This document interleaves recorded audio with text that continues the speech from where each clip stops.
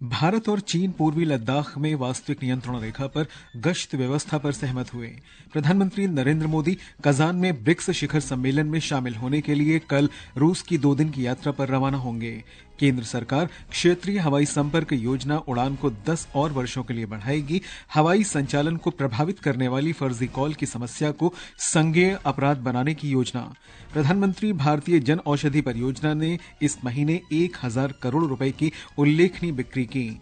और भीषण चक्रवाती तूफान दाना के बृहस्पतिवार तथा शुक्रवार की मध्यरात्रि में पुरी और सागर द्वीप के बीच टकराने की संभावना। केंद्र ने ओडिशा और पश्चिम बंगाल को हर संभव सहायता देने का आश्वासन दिया। समाचार संध्या के साथ मैं निखिल कुमार। भारत और चीन के बीच पूर्वी लद्दाख में वास्तविक नियंत्रण रेखा पर गश्त को लेकर सहमति बन गई है। विदेश सचिव विक्रम मिस्री ने बताया कि इस समझौते से नियंत्रण रेखा से सैनिकों की वापसी हो सकती है और 2020 में शुरू हुए तनाव का समाधान मिल सकता है। उन्होंने कहा कि दोनों पक्षों के बीच विस्तृत चर्चा के बाद ये सहमति बनी है। We've been in discussions with Chinese interlocutors both at a diplomatic level through the WMCC and at the military level as well through meetings of the military commanders at various levels. As a result of the discussions that have taken place over the last several weeks, an agreement has been arrived at on patrolling arrangements along the line of actual control in the India-China border areas. रूस की सेना के लिए लड़ रहे भारतीयों की वापसी के मुद्दे पर विदेश सचिव ने कहा कि 85 भारतीय स्वदेश लौट आए हैं और 20 लोग अभी भी वहीं हैं। उन्होंने बताया कि इस मामले में उच्चतम स्तर पर चर्चा हुई थी। प्रधानमंत्री नरेंद्र मोदी 16वें ब्रिक्स शिखर सम्मेलन में हिस्सा लेने के लिए कल रूस रवाना होंगे। श्री मोदी रूस के राष्ट्रपति व्लादिमीर पुतिन के नियंत्रण पर वहां जा रहे हैं।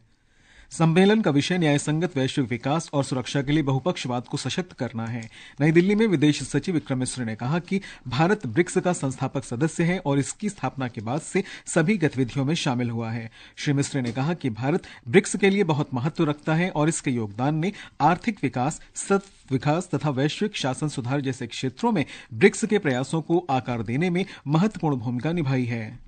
India brings great value to BRICS and its contributions have played a vital role in shaping BRICS efforts in areas such as economic growth, sustainable development and global governance reform. विदेश सचिव ने कहा कि सम्मेलन से अलग प्रधानमंत्री की द्विपक्षीय बैठकों में शामिल होने की उम्मीद है। कजान में आकाशवाणी संवाददाता से बात करते हुए रूस में भारत के राजदूत विनय कुमार ने कहा कि शिखर सम्मेलन नेताओं को प्रमुख वैश्विक मुद्दों पर चर्चा करने के लिए एक महत्वपूर्ण मंच प्रदान करेगा। ये ब्रिक्स द्वारा शुरू की गई गतिविधियों की प्रगति का भी आकलन करेगा। इस बीच कजान में भारतीय समुदाय के विद्यार्थी प्रधानमंत्री नरेंद्र मोदी के स्वागत के लिए उत्साहित हैं। हमारे संवाददाता ने कुछ विद्यार्थियों से बातचीत की।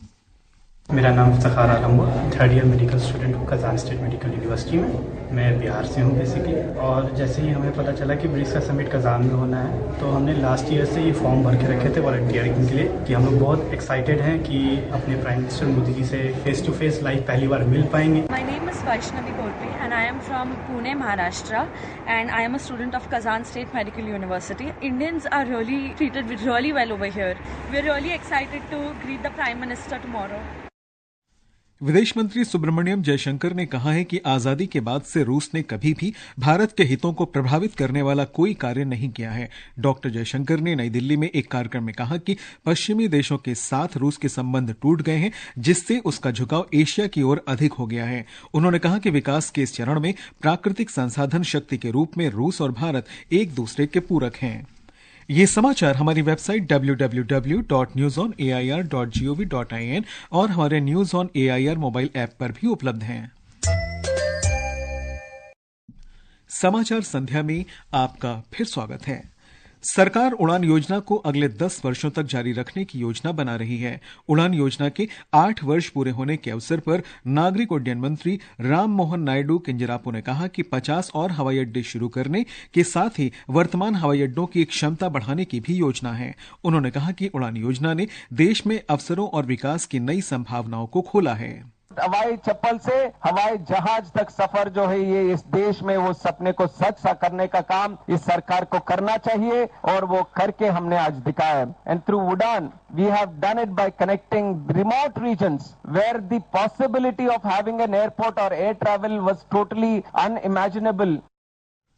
श्री नायडू ने कहा कि सरकार विमान परिचालन को प्रभावित करने वाली फर्जी कॉल की समस्या से प्रभावी ढंग से निपटने के लिए सुरक्षा और सतर्कता तंत्र को बढ़ाने के लिए कदम उठा रही है।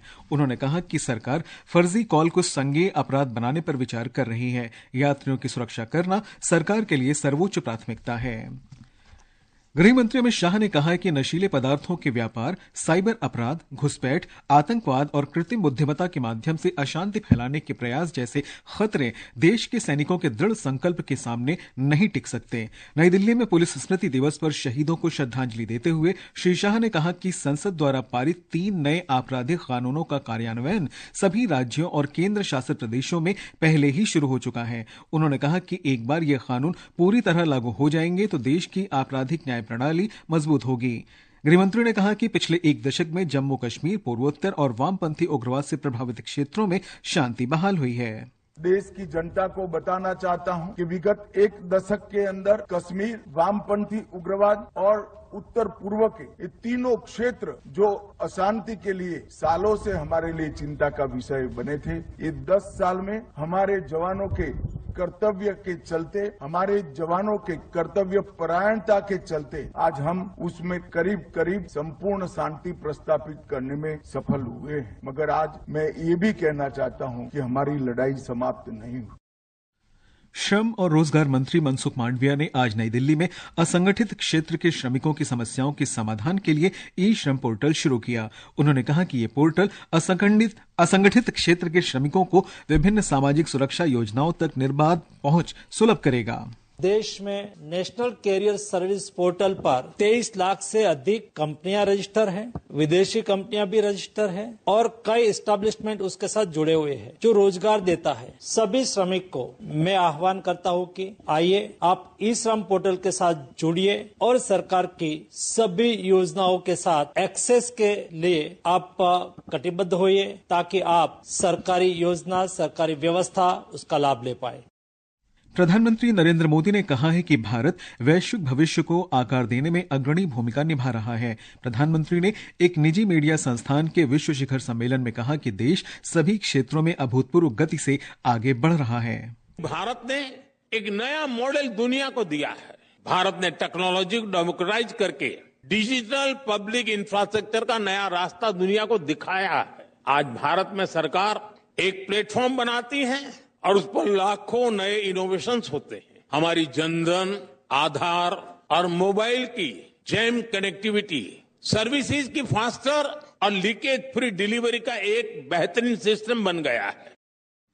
प्रधानमंत्री ने कहा कि राष्ट्रीय जनतांत्रिक गठबंधन सरकार के तीसरे कार्यकाल के सिर्फ 125 दिनों में ही 9 लाख करोड़ रुपए की ढांचागत परियोजनाओं की मंजूरी दी गई है और 15 नई वंदे भारत रेलगाड़ियों की शुरुआत हुई है। श्री मोदी ने कहा कि इस दौरान देश का विदेशी मुद्रा भंडार बढ़कर $700 अरब से अधिक हो चुका है। केंद्रीय मंत्री जितेंद्र सिंह ने कहा है कि मिशन कर्मयोगी ने प्रशासन में एक नई संस्कृति का विकास किया है जो उत्तरदायी, गतिशील और समकालीन भारत से जुड़ा है। उन्होंने कहा कि यह मिशन नौकरशाहों को सरकारी विभागों में अनेक प्रकार के कार्य करने में मदद करेगा। श्री सिंह आज नई दिल्ली में कार्मिक लोक शिकायत मंत्रालय के अधिकारियों के लिए सामूहिक चर्चा को संबोधित कर रहे थे। भारत की पहली क्षेत्रीय रैपिड रेल नमो भारत ने आज अपने परिचालन का 1 वर्ष पूरा कर लिया है। आवास और शहरी कार्य मंत्री मनोहर लाल ने नमो भारत ट्रेन में यात्रा की और दिल्ली, गाजियाबाद, मेरठ RRTS कॉरिडोर के प्रमुख स्टेशनों का दौरा किया। श्री मनोहर लाल ने कहा कि गाजियाबाद, साहिबाबाद और आसपास के क्षेत्रों में आवागमन को आसान बना दिया गया है। प्रधानमंत्री भारतीय जन औषधि परियोजना ने इस महीने 1000 करोड़ रुपए की बिक्री करके उल्लेखनीय उपलब्धि हासिल की है। रसायन और उर्वरक मंत्रालय ने कहा है कि ये उपलब्धि लोगों के सस्ती तथा गुणवत्तापूर्ण दवाओं पर बढ़ते भरोसे को दर्शाती है। वर्ष 2014 तक केवल 80 जन औषधि केंद्र थे जो इस वर्ष बढ़कर 14,000 से अधिक हो गए हैं। पिछले महीने 200 करोड़ रुपए की दवाएं बेची गई थी। अगले 2 वर्षों में इन केंद्रों की संख्या 25,000 तक करने का लक्ष्य रखा गया है।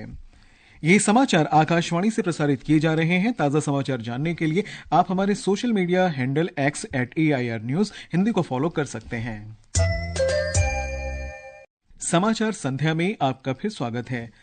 भीषण चक्रवाती तूफान दाना के बृहस्पतिवार की रात को लगभग 120 किलोमीटर प्रति घंटे की रफ्तार से पुरी और सागर द्वीप के बीच उत्तरी ओडिशा तथा पश्चिम बंगाल के समुद्र तट को पार करने की आशंका है। ब्यौरा हमारे संवाददाता से। मौसम विशेषज्ञों ने भविष्यवाणी की है कि दाना उड़ीसा तट के भीतरकनिका और धामरा के बीच दस्तक देगा। उड़ीसा के मुख्यमंत्री मोहन चरण मांझी ने आज आसन्न चक्रवात के लिए भुवनेश्वर में एक समीक्षा बैठक की अध्यक्षता की। उन्होंने जनता को आश्वस्त किया है कि सरकार संभावित प्रभाव से निपटने के लिए पूरी तरह से तैयार है। अधिकारियों को आपातकाल के दौरान आवश्यक वस्तुओं की किसी भी तरह की कालाबाजारी को रोकने का निर्देश भी दिया गया है। राज्य सरकार ने पुरी में पर्यटक से भी कल शाम तक शहर छोड़ने का आग्रह किया है। आईएमडी ने भीषण चक्रवाती तूफान दाना के प्रभाव के कारण बुधवार से शुक्रवार तक उड़ीसा के अधिकांश हिस्सों में भारी से बहुत भारी और अत्यधिक भारी बारिश की भविष्यवाणी की है। प्रकाश दास, आकाशवाणी समाचार, भुवनेश्वर। इस बीच मंत्रिमंडल सचिव टीवी सोमनाथन ने आज चक्रवात से निपटने की तैयारियों की समीक्षा के लिए राष्ट्रीय आपदा प्रबंधन समिति की बैठक की अध्यक्षता की। उन्होंने ओडिशा और पश्चिम बंगाल सरकार को आश्वासन दिया कि सभी केंद्रीय एजेंसियां पूरी तरह मुस्तैद हैं। उन्होंने आंध्र प्रदेश, छत्तीसगढ़ और झारखंड राज्यों को भी तेज बारिश के कारण किसी भी स्थिति से निपटने के लिए तैयार रहने की सलाह दी। राष्ट्रीय आपदा मोचन बल ने पश्चिम बंगाल में 14 और ओडिशा में 11 टीमों की तैनाती के लिए तैयार रखा है। जहाजों और विमानों के साथ थल सेना, नौसेना तथा तटरक्षक बल की बचाव और राहत टीमों को भी तैयार रखा गया है। पारादीप और हल्दिया बंदरगाहों को नियमित अलर्ट तथा सलाह भेजी जा रही है। जम्मू कश्मीर में प्रोटेम स्पीकर मुबारक गुल ने आज नवनियुक्त मुख्यमंत्री उमर अब्दुल्ला के साथ साथ जम्मू कश्मीर विधानसभा के अन्य नवनिर्वाचित सदस्यों को शपथ दिलाई। श्री गुल ने कहा कि बहुत खुशी की बात है कि जम्मू कश्मीर में लगभग 6 वर्ष बाद विधानसभा का सत्र आयोजित किया गया। झारखंड विधानसभा चुनाव में जनता दल यूनाइटेड ने सभी 2 और चिराग पासवान के नेतृत्व वाली लोक जनशक्ति पार्टी ने एकमात्र सीट के लिए आज उम्मीदवारों की घोषणा की। इन तीनों सीटों पर पहले चरण में 13 नवंबर को मतदान होगा। एनडीए की सीट बंटवारे के अंतर्गत दोनों दलों को कुल 3 सीटें दी गई हैं। प्रकाश आंबेडकर के नेतृत्व वाली वंचित बहुजन अघाड़ी पार्टी ने आज महाराष्ट्र विधानसभा चुनाव के लिए उम्मीदवारों की 5वीं सूची जारी कर दी।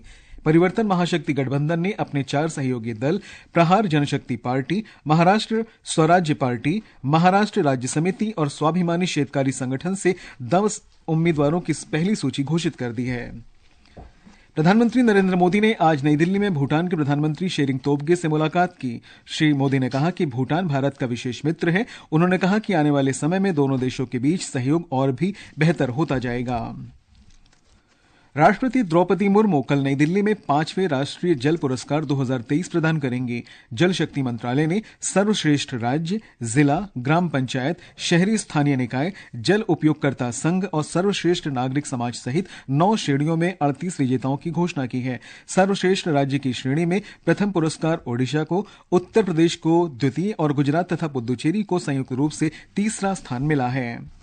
घरेलू शेयर बाजार आज गिरावट के साथ बंद हुए। सेंसेक्स 73 अंक के नुकसान के साथ 81,181 पर रहा। वहीं निफ्टी 73 अंक की गिरावट के साथ 24,781 पर बंद हुआ। भारत फरवरी 2025 में 4 एटीपी चैलेंजर टूर्नामेंट की मेजबानी करेगा। पहली प्रतियोगिता चेन्नई में 3 फरवरी से आयोजित की जाएगी। इसके बाद बेंगलुरु में 10 फरवरी, पुणे में 17 फरवरी और नई दिल्ली में 24 फरवरी से टूर्नामेंट का आयोजन होगा। चेन्नई, बेंगलुरु और पुणे में टूर्नामेंट एटीपी 100 स्तर का, जबकि दिल्ली में चौथा टूर्नामेंट एटीपी 75 स्तर का होगा। भारत ने 2024 में 3 एटीपी चैलेंजर टूर्नामेंट की मेजबानी की है। और अंत में मुख्य समाचार एक बार फिर। भारत और चीन पूर्वी लद्दाख में वास्तविक नियंत्रण रेखा पर गश्त व्यवस्था पर सहमत हुए। प्रधानमंत्री नरेंद्र मोदी कजान में ब्रिक्स शिखर सम्मेलन में शामिल होने के लिए कल रूस की 2 दिन की यात्रा पर रवाना होंगे। केंद्र सरकार क्षेत्रीय हवाई संपर्क योजना उड़ान को 10 और वर्षों के लिए बढ़ाएगी। हवाई संचालन को प्रभावित करने वाली फर्जी कॉल की समस्या को संज्ञेय अपराध बनाने की योजना। प्रधानमंत्री भारतीय जन औषधि परियोजना ने इस महीने 1000 करोड़ रुपए की उल्लेखनीय बिक्री की। और भीषण चक्रवाती तूफान दाना के बृहस्पतिवार और शुक्रवार की मध्यरात्रि में पुरी तथा सागर द्वीप के बीच टकराने की संभावना। केंद्र ने ओडिशा और पश्चिम बंगाल को हर संभव सहायता देने का आश्वासन दिया। इसके साथ ही समाचार संध्या का ये अंक समाप्त हुआ। नमस्कार।